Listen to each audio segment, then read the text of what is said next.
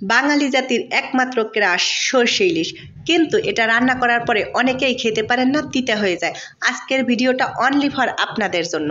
আসসালামু আলাইকুম। এই বুড়ো বয়সে এসে প্রেমে পড়েছি, তাও আবার সরষে ইলিশের। আমরা অনেকেই সরষে ইলিশ রান্না করি, কিন্তু তিতার যন্ত্রণায় খেতে পারি না। আমারও অনেক আগে এরকম হতো, কিন্তু এখন আমি শিখে গেছি কিভাবে তিতা ছাড়া সরষে ইলিশ রান্না করা যায়। মাছগুলো ভালো করে পরিষ্কার করে কেটে নিব, তারপর নিব একটা ব্লেন্ডারের জার। এর ভিতরে আমি কাঁচামরিচ দিয়ে দিব আর দিব কালো সরিষা। কালো সরিষাটা নেওয়ার চেষ্টা করবেন। সামান্য একটু লবণ দেবো। লবণের পরিমাণটা এরকম সামান্য হবে যে আপনার রান্নার ভিতরে কিন্তু আর কোনো লবণ ব্যবহার করবেন না। আমি কাজু বাদাম নিলাম, আমার হাতের কাছে কাজু বাদাম ছিল, আপনারা চাইলে অন্য কোনো বাদাম নিতে পারেন। আমি ব্লেন্ড করবো এইগুলো, আপনারা চাইলে শিলপাটায় বেটে নিতে পারেন। একটা কড়াইয়ে তেল গরম করে ওর ভিতরে একটু বেশি পরিমাণের পেঁয়াজ দিব, কারণ ইলিশ মাছ রান্না করতে গেলে কিন্তু আপনার পেঁয়াজটি একটু বেশিই দিতে হয়। অল্প পরিমাণ আদা বাটা আর অল্প পরিমাণ রসুন বাটা।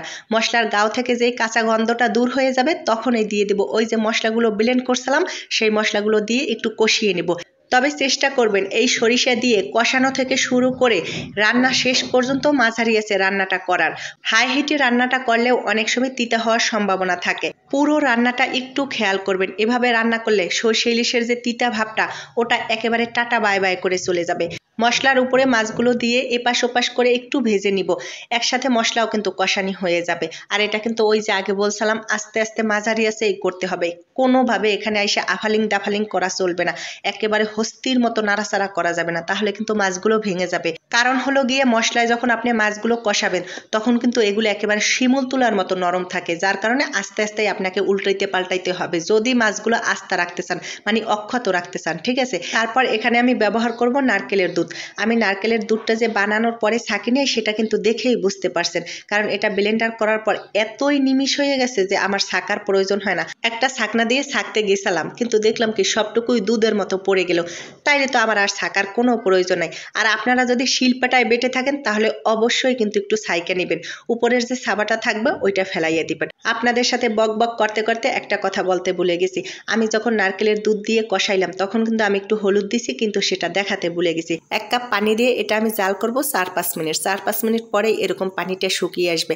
আর অবশ্যই কিন্তু মাঝারি আঁচে রান্নাটা করতে হবে। এই রান্নাটা পুরো ফলো করে রান্না করবেন, দেখবেন কোনো তিতা লাগবে না। তারপরও যেই জিনিসটা আপনারা ভুলে যাবেন সেটা আমি একটু মনে করাই দিই।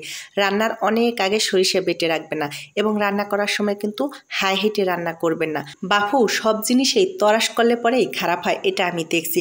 যে কোনো জিনিসে মাথা ঠান্ডা করে আস্তে আস্তে করলে পরেই সব কিছু মজা লাগে, ভালো লাগে। আজকের এই রান্নাটা দেখেই আপনারা বুঝতে পারছেন এটা কত মজার হয়েছে বা কতটাই সুস্বাদু হয়েছে। আজকের ইলিশ রান্না বা আজকের আমার এই রান্নার প্রসেস বা আমি যেই টিপসগুলো দিলাম, যদি আপনাদের ভালো লাগে তাহলে অবশ্যই ভিডিওতে লাইক কমেন্ট দিয়ে পাশে থাকবেন।